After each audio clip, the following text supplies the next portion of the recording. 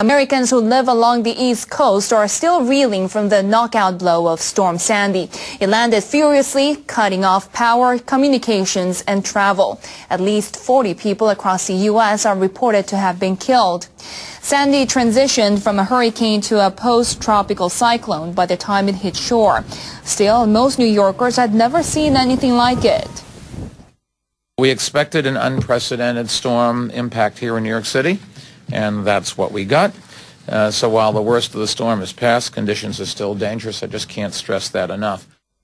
A power station in Manhattan exploded. Electricity was knocked out to much of the borough.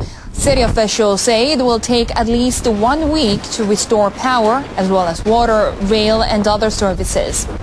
Voters reported at least 8 million homes and businesses in several states are still without electricity. The U.S. Nuclear Regulatory Commission says workers are on the alert at a nuclear plant on New Jersey coast. The facility had been out of service for scheduled refueling. Still, officials there were concerned about high water levels. 3 other nuclear plants in New Jersey and New York were shut down because of high water and damage to the electrical grid. As the water rose and the wind picked up, the fires began here on the Rockaways. I'm standing in front of what once was a home. You can see the devastation that this fire caused here. In fact, this area was once a neighborhood. And take a look at what it looks like right now. Completely destroyed by fire. You're looking at what once were homes. 1, 2, 3. My eyesight here, I can count probably a dozen homes here that went completely up in flames. Firefighters, you can hear them right now as they continue to work on putting out fires. They do continue to grow here in this neighborhood. We've been driving around here the entire morning, and all we can do is just look as these fire crews try to get to these scenes. The water here, the floodwaters that swept in yesterday, made it incredibly difficult for these crews to get to them in time, and right now all these down power lines and trees continue to make it very difficult for crews to get to these homes and put these fires out. Again, take a look at what we're talking about. I mean, this was a home, a 2-story home like many of the homes here. In some cases we're looking at 3-story homes. Right now all that's remaining are their fireplaces, the chimneys there, those brick chimneys. They survived. The wooden structure here, it clearly did not. As far as the cleanup, this is really only the beginning. We were on the boardwalk earlier today. That boardwalk completely destroyed on the Rockaways. The waves so strong they literally ripped it up off of the beams there. We were told at one point by residents here that last night, as tide was at its highest, the bay here met the ocean. This entire area that we're standing in was underwater up to 6 feet. The water obviously now receded, and now we're getting just a first-hand look of the destruction that has been caused here. And of course, the destruction only continues as these fires clearly continue to burn. So much of that iconic beach town of Seaside Heights is underwater, full of debris there. Parts of that famous boardwalk wiped out. Nightline anchor Terry Moran is there this morning with the latest on the scene from his vantage point. Terry. What you are seeing up the beach, those fires that you've been looking at, that is the concern they've got here. This is an unbelievable scene. Block after block, mile after mile of this kind of ruins. And in that wreckage behind me, we can hear the gas lines hissing. That is the fear for the people who are here. There are people here still, and they've been told by the fire department that one spark and this town could blow.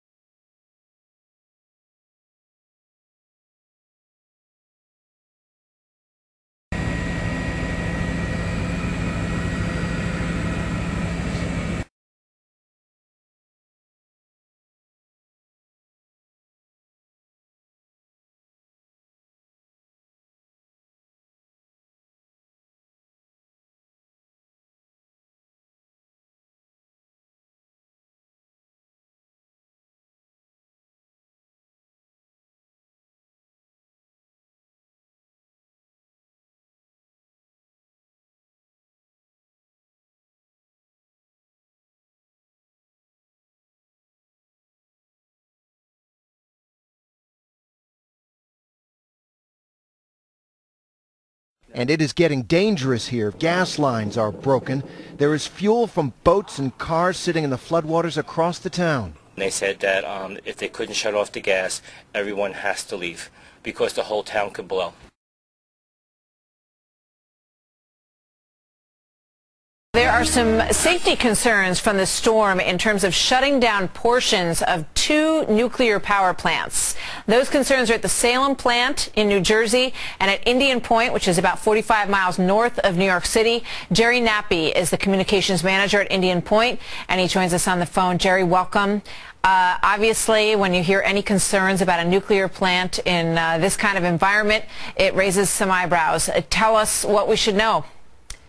Well, at Indian Point, it's a very well protected site, and obviously there's clear damage up and down the river at different sites. But specifically at Indian Point, flooding has historically been virtually non-existent, and we didn't experience any flooding on site yesterday. We also did not experience any wind damage. So these plants are built to a very high standard, and I think that showed yesterday with that severe weather that we were able to withstand. Let me ask you this, because one of the reports that came out from AP said that one of the units at Indian Point was shut down on Monday because of external electrical grid issues. What does that mean? Right. So late last night, one of our 2 units, they sent power out to the grid, and they're out in the electrical grid, there was a disturbance. And what that means is we cannot send power out any longer. If we can't send power out to the grid, our plant shuts down by design automatically, basically to protect itself from further electrical damage. And the plant operated as it's supposed to do. All right, so it sounds like you have no concerns at this point. Is that correct? Well, again, we're very well protected. We expect to have that unit back online in the next couple of days after a number of safety checks are done. But we did weather the storm very well yesterday. There was also this issue with a unit at the Salem plant, which is in Hannock's Bridge, New Jersey. Do you know anything about that facility or anything you can tell us about the other plants along the coastline? Well, it's not one of the plants that Entergy owns. The Entergy plants, I know, all came through the storm very well, operated safely, and are continuing to operate. All right. Jerry, thank you. Obviously, everybody will watch that situation closely, and it sounds like things are under control at the Entergy plants, which is good news. We'll stay on top of it. Thanks for speaking with us today. We do appreciate it. Thank you. So definitely a serious situation out there. And while we hope it doesn't come to, I hope they don't even have to use the 2 weeks of fuel. Hopefully the water will, wash away and they can get back to things as usual. And, how it usually goes when we report on real news, we're fear-mongering, but when you hear it from CNN, it's credible news. So, whatever. But if you're in New Jersey, be aware that you could have some type of potential problem with your nuclear facility. So, FYI. Let's talk to Professor Christopher Busby from the European Committee on Radiation Risks to try and gauge exactly what any potential dangers might be. What danger is there then tonight, Professor, as you see it? Well, I think it's quite an unlikely, in my opinion, quite unlikely that anything bad will happen. It's not like a tsunami. There's not some huge tidal wave coming at them. But the problem would be that the cooling system pumps become flooded, the electrical systems that back up the cooling system, so there won't be any cooling. And of course, like in these situations with nuclear power stations, even though there might be a very remote risk of something happening, when it does happen, it's pretty catastrophic. Well, of course, it brings to mind Fukushima, this very same thing. I mean, are there any better protection measures in place to stop something happening here than happened in Fukushima or not? Well, the problem is that with all nuclear power stations, you can never make them absolutely perfectly safe. You can make them as safe as you can get, but you can't make it impossible for these situations to occur. And when they do occur, especially in this one, which is 65 miles south of New York City, very, very high population density, it would be pretty catastrophic. Oyster Creek's America's oldest nuclear plant, isn't it? It was built, I gather, 2 years before Fukushima. Could age be a factor in any potential danger here? Well, of course. I mean, the older the nuclear power station, the less good the integrity of the various control systems, and the actual metallic components of the control systems too, of course, are that much older. They're more corroded. They can be brittle as a result of neutron effects. So yes, of course, that certainly is a factor. And in fact, Oyster Creek, like all of those power stations near New York City, were built against the express wishes of the people who lived there. They were pushed through by some kind of federal act, which overcame the opposition of people who lived there.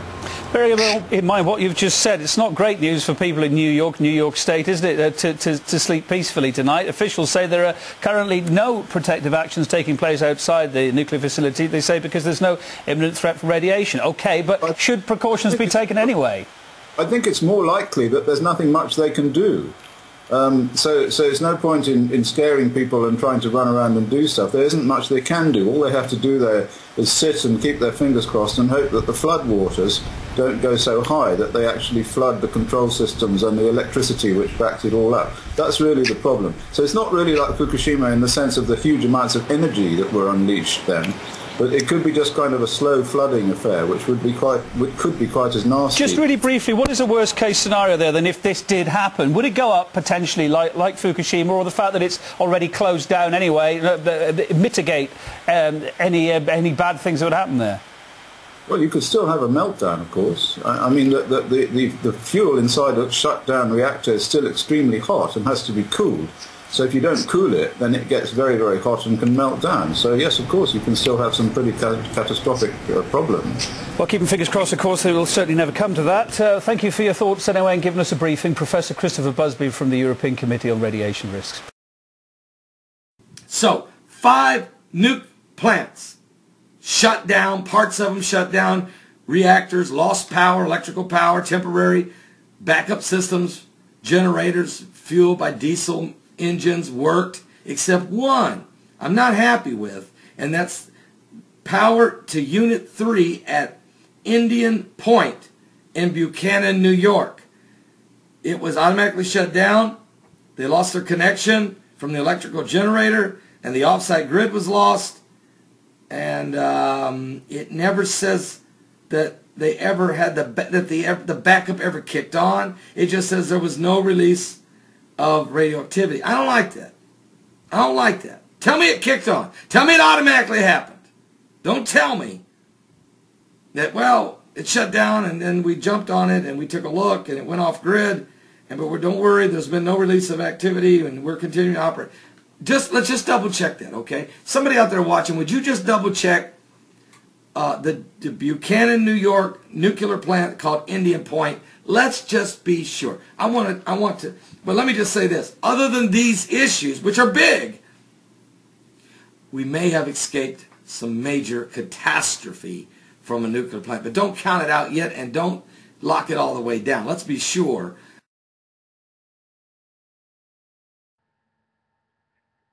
Live, this is One for the Record. I'm Diana, and today is November 2nd, 2012. It is Friday evening, and here are your updates for today. So far, there are 48 days, 8 hours, 30 minutes, and 30 seconds before December 21st, 2012, 11:11 Greenwich Mean Time. Now, a reminder for you guys, tomorrow night, unless you want to do it earlier, sometimes I do it earlier so I can adjust better, but tomorrow night is the, when you fall back, the time change. So the clocks go back, you fall back, spring forward. So instead of it being done the week before Halloween or a few days before Halloween, they waited until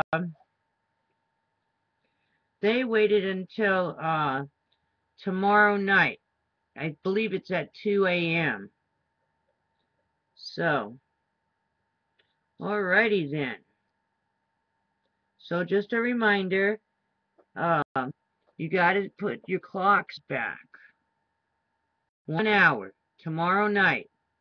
I'll try to remember to remind you again on tomorrow's show. Also, when that happens, if you have older computers, heads up, you got to change the clocks on your computers. or you'll have problems getting online. There'll be like security issues popping up and weird stuff. Weird windows will start popping up if your clock does not match the internet's clock. Alrighty then, so that's a big heads up. Time changes tomorrow. Alrighty then, and we get an extra hour of whatever we're doing. Alright, moving on. The Watchers watching the world. New flyover videos confirm new large Louisiana sinkhole collapse. Dust storm over China's Taklamakan Desert. Strong magnitude 6.1 earthquake struck near Mindanao, Philippines.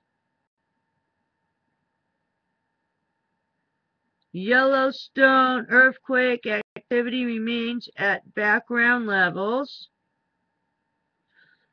I wonder why they mentioned Yellowstone.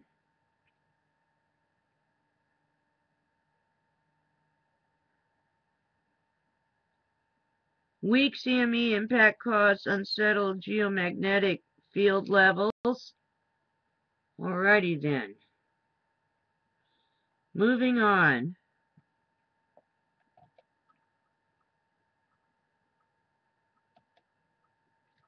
Let me set this up here. While it's doing that.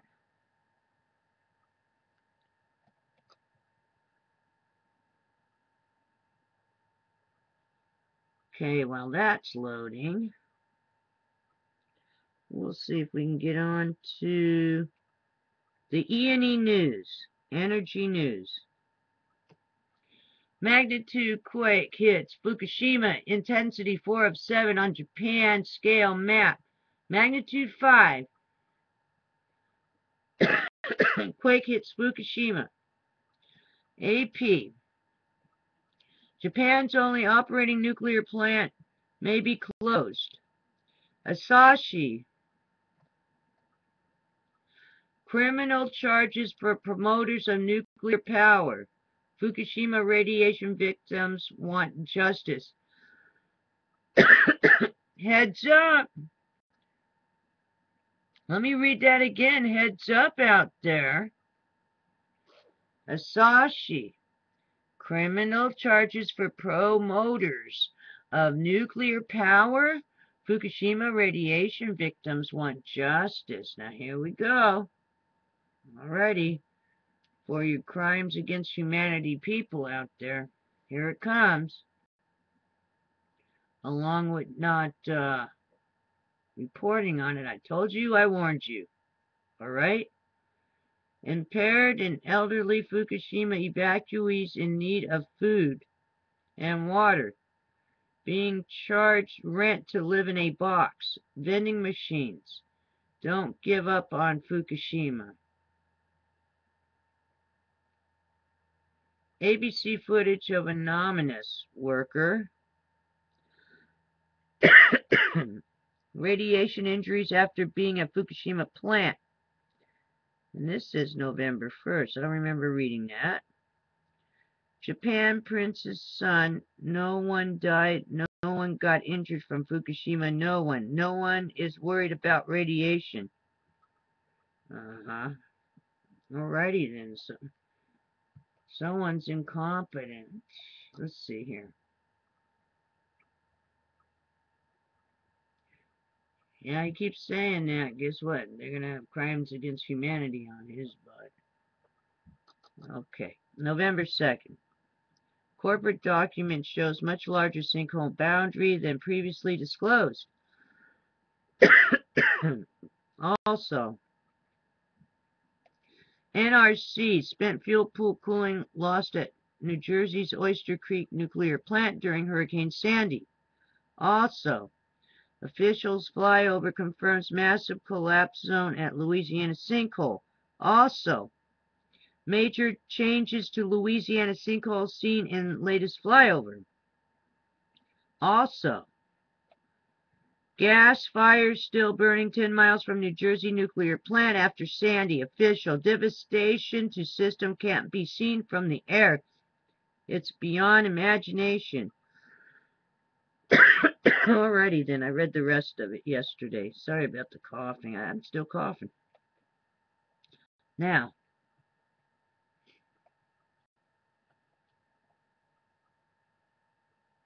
let's see if the extinction protocol is up and running. Get rid of this. Let's go to extinction protocol. Alrighty, here we go. New York. We need food. We need clothing. Staten Island residents launch desperate plea for assistance. Alrighty then.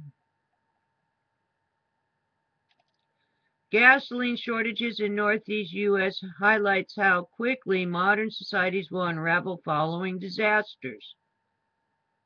Wow. New York.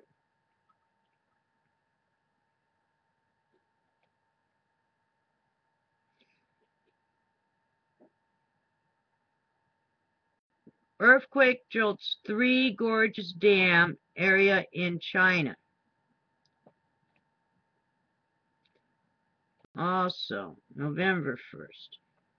Marburg hemorrhagic fever outbreak continues in Uganda, 9 dead. All right, that's all. I read all that the other day. Okay. Lower that. Okay. We're in the eve of the weekend. It is 5 days down. 0. 0 before the weekend. I'll see you again tomorrow. Excuse me. I don't know why this happened. I guess this is from all the talking. I don't know. So, because I wasn't coughing all day. Now all of a sudden I keep talk real fast, I start coughing. All right. So also, don't forget, tomorrow you're going to be setting your clocks back. In case you don't watch this tomorrow, but usually you do. Also, Dr. Deagle was on, and I'm going to see if I can find his program and attach it. Or I'll just put them up separate. And I have some other videos I'm going to attach to this. Alrighty, so it's going to be a busy week, and I'll have plenty of videos for you and a foreign movie with subtitles. Ooh, I got off Miss Milky the Clown channel. So alrighty then, take care, be safe, be prepared, and I'll see you again tomorrow on an extended day tomorrow. Alright, take care. It's October 30th, 2012, and you're listening to a special edition of the Energy Education Podcast. I'm Kevin Hurley. This podcast is a project of Fairwinds Energy Education. Fairwinds is a nonprofit organization whose mission is to educate policymakers, the public, and the next generation on matters of nuclear power and safety. The sole topic of tonight's conversation will be Hurricane Sandy and how it affected some of the operating U.S. nuclear power plants. So, without delay, we're joined by Arnie Gunderson, Fairwind's chief nuclear engineer, to help us understand the situation. Arnie, thanks for coming on.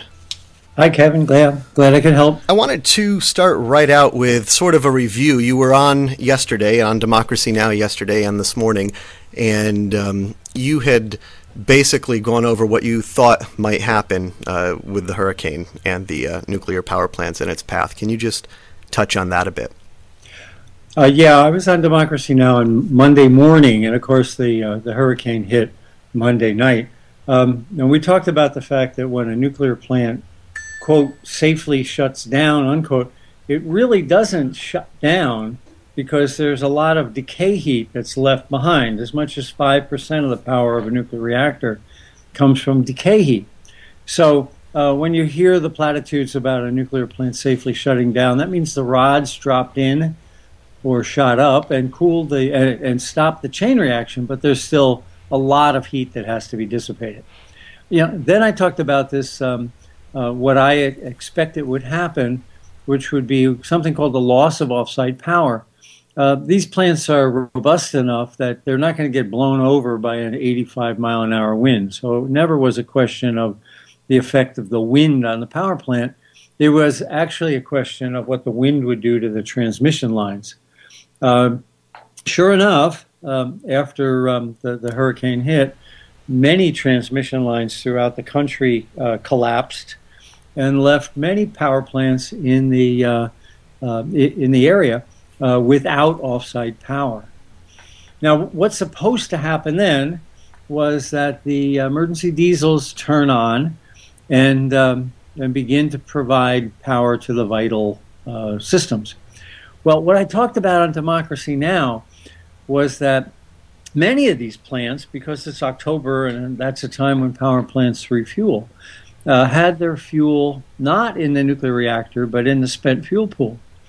And 40 years ago, when these plants were being built, the Nuclear Regulatory Commission decided that you didn't have to provide electricity to the pumps that cool the nuclear spent fuel pool. So you had all this high-level nuclear waste in the pool, but in the event you lost off-site power, the NRC said, well, that's okay. You don't have to provide power from the diesels. That was, I guess, the first eye-opener for the audiences around the country based on the emails we're getting. And the other thing I talked about was the storm surge. And I particularly talked about Oyster Creek for both of these, that a storm surge could likely hit the intake structures and destroy some vital cooling pumps inside. That's what you said at the time. What actually happened now that we're a day into it? Well, everything I said would happen did happen. At Oyster Creek, the storm surge got so high that there's conflicting reports. One report says it was 6 inches below these vital pumps called the service water pumps. Another report says it was 4 inches above these vital pumps. But in any event, the vital pumps that cool the nuclear plant were compromised by the storm surge. So that happened. But in addition, at Oyster Creek, the power from off-site was lost because of high winds. And then at Oyster Creek, they at least considered, according to Reuters, running fire hoses into the spent fuel pool to keep it cool.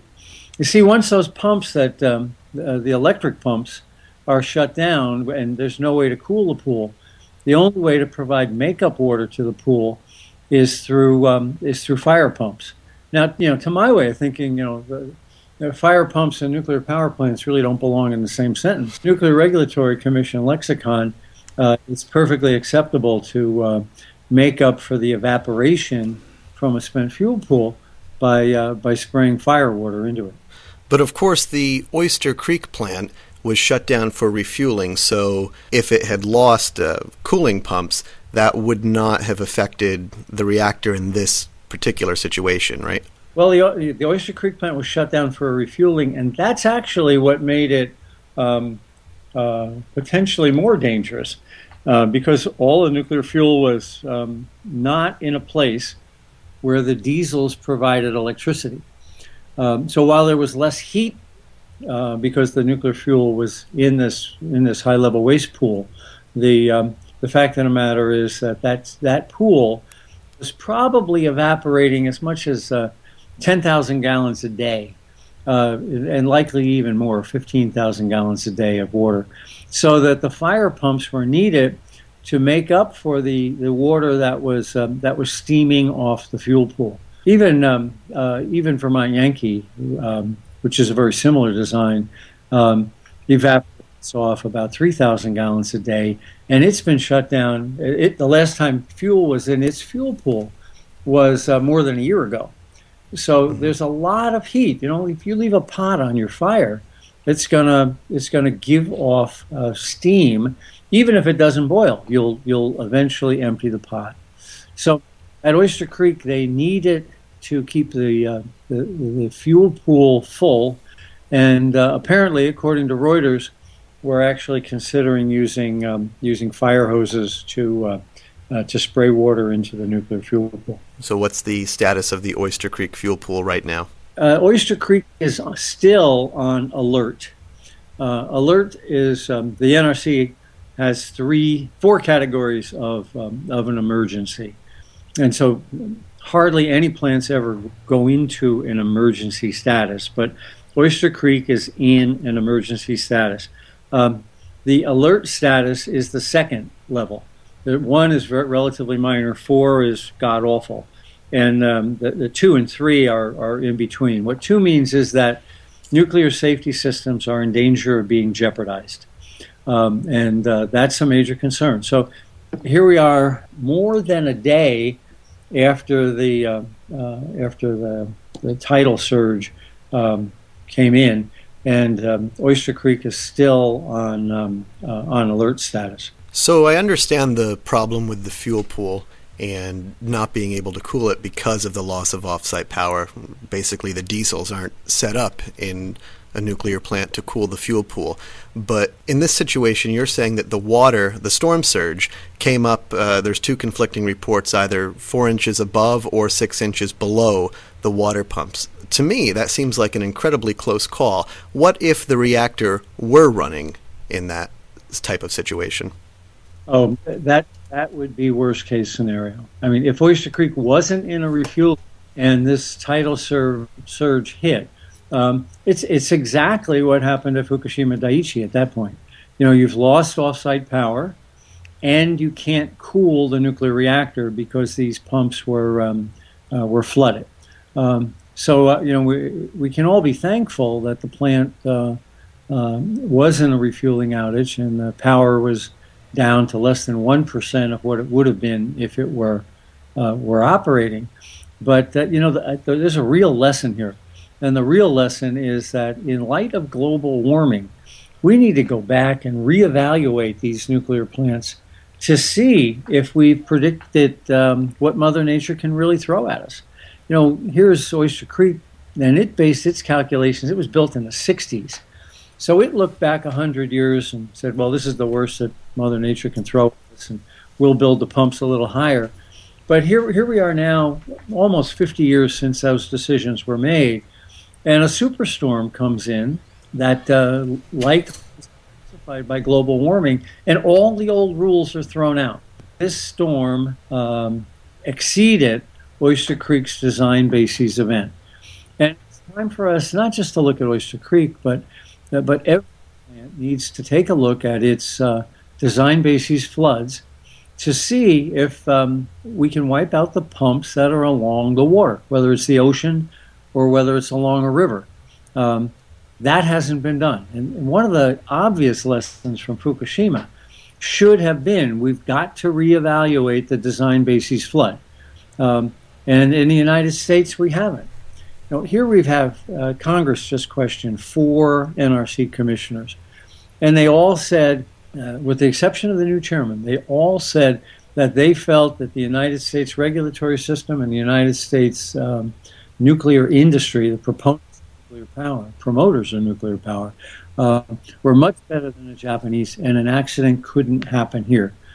Well, here we've got all of the precursor events to Fukushima. We've got a loss of off-site power, and then when the plant went over to its diesels, it needed to rely on the cooling system, and we have what's called the loss of the ultimate heat sink. So the 2 precursor incidents of Fukushima happened at Oyster Creek, and yet we have 4 NRC commissioners who are telling us it can't happen here. I think we really need to reevaluate our regulatory system and give our regulators some teeth to do what's right, as opposed to mimic what the nuclear promoters want to hear. So it sounds like a little bit of luck got us through this one. Where do we go from here? I don't know how long Oyster Creek will be shut down as a result of this. They were in a 21-day outage, and I'm sure they will be shut down longer than that because of the flooding in the intake structure. But if all we do is clean up the intake structure and start back up, they haven't learned a single lesson. One would hope that they reevaluate their design bases and say, oh my God, we built the intake structure too low. We've got to get it up higher. or we need submersible pumps that run underwater. If that happens, Exelon has already said a year and a half ago that any more expenditures on Oyster Creek and they'll shut it down. You know, I think that's really the key here. In the back of regulators' minds are that they risk losing some of these old single-unit nuclear plants because the people that own them aren't going to spend any more money on them. So, you know, they'll stick with outdated design bases that risk the public's health and safety, but keep these plants running. I think the Nuclear Regulatory Commission's role right now is to enable these old plants to continue to operate. Arnie, last question. Can people rest assured that the worst is behind us as far as Hurricane Sandy and its effect on U.S. nuclear plants, at least for this round? Yeah, you know, I think we can say Oyster Creek is not going to become Fukushima, that there's enough attention, and now that they've rolled in, fire pumps to keep the fuel pool cool, it will continue to be cooled, albeit abnormal, still be cool.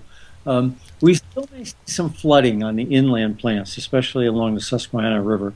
But I would suspect that management will be on the alert and have backup pumps in place. I think we've seen the worst, yes. All right, Arnie, thanks so much for coming on tonight. All right, that I could, Kevin. Thanks. All right, this has been a special edition of the Energy Education Podcast. It's October 30th, 2012. The podcast is a project of Fairwinds Energy Education, a nonprofit whose mission is to educate policymakers, the public, and the next generation. You can catch us back here next Sunday at 8 p.m. Eastern for the next edition of the Energy Education Podcast. I'm Kevin Hurley. Thanks for listening. Okay, so it seems that we are not getting a lot of information about the amount of devastation caused by Hurricane Sandy. And unfortunately, I have to report to the people of the United States that the Australian media is pretty much ignoring the situation over on the east coast of the States. In fact, the only bit of information I have seen is on the bottom of the screen, and it's really in regards to Wall Street and how trading has been a little bit shaky, and a bit about how Barack Obama has been visiting these communities and pledging to rebuild. Other than that, there really is not a lot of information to be found. Now, when you compare this to last year after the Japanese earthquake and tsunami, you can see that there is a huge difference in the amount of information that we are receiving. I remember that after the Japanese earthquake and tsunami, we had days of 24-hour coverage on the impact that the earthquake and tsunami caused to Japan. However, it seems that the people of the United States are not worth that to their government because their plight is pretty much going unnoticed by others around the world due to a lack of news coverage. Now, these photos were posted on Facebook last night, and I have been gathering the photos and collecting them, and I've put them together in a photo album. Now, the reason that I included the tsunami is because my feelings are that this is when it all began. The Charlotte Islands earthquake was really the beginning of this huge shift that we have just experienced on our planet. And it's not only our planet that has gone through this shift, we have also experienced these shifts. And if you're paying attention, you would have definitely felt that things now seem like they are more surreal and more amplified. And I think that we are going to experience a lot more events happening in shorter amounts of time because we are moving down a Fibonacci spiral towards singularity. And so time is constraining, and events are going to start happening closer together. And this is going to start really feeling very intense for people that aren't aware of what is happening. This is why it is so important to find peace within and remain connected. Because as soon as we start looking outside of ourselves and to other people for answers, we start to disempower ourselves and lose our center of balance. So we've got to bring it back to ourselves, and we've got to understand it's up to us to keep ourselves in balance and move to a state of feeling peace. You know, we want to prepare ourselves for feeling peace before these events happen, not during these events, because it's going to be difficult, if not possible, to find that state of peace within and to, move yourself beyond the panic and the fear. And when I say fear, I'm not meaning the fear that instinctively allows you to make decisions when your life is in danger. I'm talking just the blind fear, the panic that people feel because they are not able to process the information they are seeing or what they are experiencing. And that is not a place that you really want to be. So, as we can see, there is a lot of devastation. Now, the Staten Island ferry, I'm sorry, that is not going to be up and running for weeks.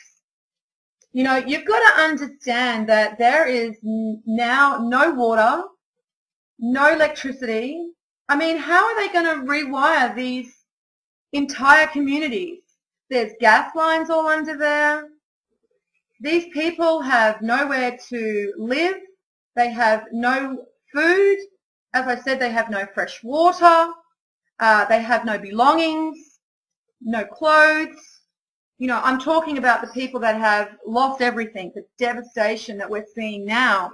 These are the people that are going to require the most amount of support.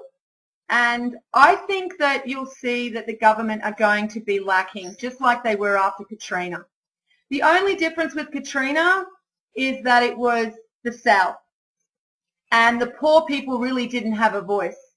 Now we're dealing with the top end of town, and we're dealing with people that have a sense of entitlement. And so when they start experiencing this lack of support, then they are going to start getting very upset. And at the moment, we are not seeing a lot of information because I think that the government really don't even know where to start. There is that much devastation. Now, let's not forget that in the water, there is also going to be a lot of toxins, including sewage. And you can imagine how old some of those sewers are underneath New York, and how full of bacteria and very dangerous microbes that are now being released all throughout the water. So you can expect within the next week probably outbreaks of cholera and other diseases. And we also have people now that have to line up for water and food. Now remember when I said that you don't want to be one of these people that have to go to FEMA, that have to line up for the water. And unfortunately, this is what the outcome is when people rely on their government, when people do not empower themselves, when people separate themselves from each other and don't pay attention. And it's really unfortunate that we're going to see more of this. And it's really going to be up to each other to help each other. Just like this shelter that is helping people with food. That's what this picture was actually about. But when I saw it, I just straight away realized this is exactly what I've been speaking about when I've been telling people that when the shit hits the fan, you do not want to be down in the cities fighting amongst everyone else for your piece of bread and your, bottle of water. And this is exactly what we're going to be seeing. Because as I said, there's no running water in a lot of these communities. There's no electricity. There's gas pipes that are ruptured. There are toxins in the water. There's no shops trading at all. And, these people are going to start realizing just how difficult and challenging this situation is going to be within the next months. I cannot see these places being rebuilt for a very, very long time. And, you know, I saw this other article, and it was in regards to these homeowners here do not have insurance, because the insurance, well, if they have insurance, the insurance doesn't cover flood. It may cover theft, it may cover fire, but it doesn't cover flood. So therefore, all these people that have lost their homes have no way of replacing their homes. Now, in this article, it actually stated that Fannie Mae and Freddie Mac have said that they will help homeowners with new loans. That's the best these people can do. The U.S. citizen has bailed out these banks, and now that the U.S. citizen needs help and support, the banks are going to profit from that as well. And these people that have to take new loans will also be paying off their last mortgage. That doesn't just magically disappear. So I can tell you now that a lot of these people are going to be destitute. They have lost everything. Now, the other situation I think that we do need to pay attention to is the nuclear situation, because I find it really hard to believe that when we're seeing all this devastation and we're seeing how much the water has just came through and basically ripped out everything, you know, just smashed it to pieces, and they're saying that the Indian Point nuclear facility didn't really have any flooding, even though when I looked at where it was positioned, I find it almost impossible that it couldn't have experienced some flooding. Now, I'm not going to say that there will be nuclear events, but I am going to tell you that one of the issues with nuclear power is that even if they can keep the backup generators going and they can cool the rods, the nuclear power plants continue to make electricity. And that electricity needs to go somewhere. And with no grids in place anymore, because all of the power lines have been totally devastated, then that's going to start causing problems for these plants. Now, I don't know enough about, you know, the nuclear industry to really make any determination, but I do know that I think when we're looking at this amount of devastation, that it has to be factored in. Now, I mean, when you look at this carnage, you can understand that this is all sand, guys. The sand has basically just washed up and into and embedded these buildings. You know, there is so much devastation here. I am really finding it hard to fathom that nobody is really reporting on this 24 hours a day and what is going on. And I think you are going to continue to see this type of coverage basically very limited. And when there is coverage, it's always focusing on Obama and how great he is doing and how he's surveying the New Jersey area, and he's, you know, hugging people and telling them that we'll rebuild. Really, Obama? What are you going to rebuild with? You're already in debt up to your eyeballs. You've got the Fed printing off $30 billion a month just to keep yourselves treading water, and now you're going to have to somehow help these people with bricks and mortar. This isn't just about materializing money out of anywhere. This is really reality. This is physical matter that has to be created and paid for. And that's not going to be so easy as just manipulating stock markets and making money appear from nowhere. We have people's lives that have been really affected. So let's remember that these people are all going to experience a lot of psychological issues. At the moment, they're in a stage of numbness and disbelief. It hasn't really set in. Within the next couple of weeks, they're going to move into anger and depression, and we're going to see a lot of issues. I believe that this storm has the potential to change everything on our planet. It also has the potential to create a massive amount of people waking up to the real reality of the situation and how the government has let them down and how the government really don't care for the people. They only care about staying in power and money. And we can see that by these banks coming out and saying that they're going to help these homeowners with new loans. You know, where's the compassion? Where is the compassion? So I find it interesting. We are now seeing this amount of devastation in polarity. We've had it happen to the poor people down in New Orleans, and we saw the outcome of that. And now we've seen the polarity of that being that the rich side of town has now been impacted by the fury of Mother Earth.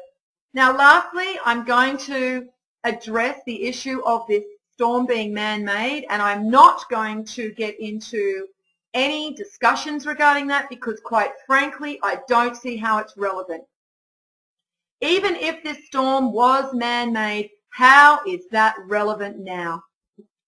Think about it, guys.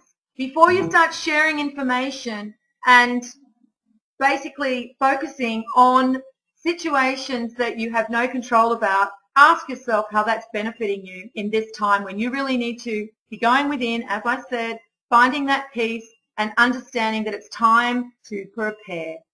Everything's about to change, guys.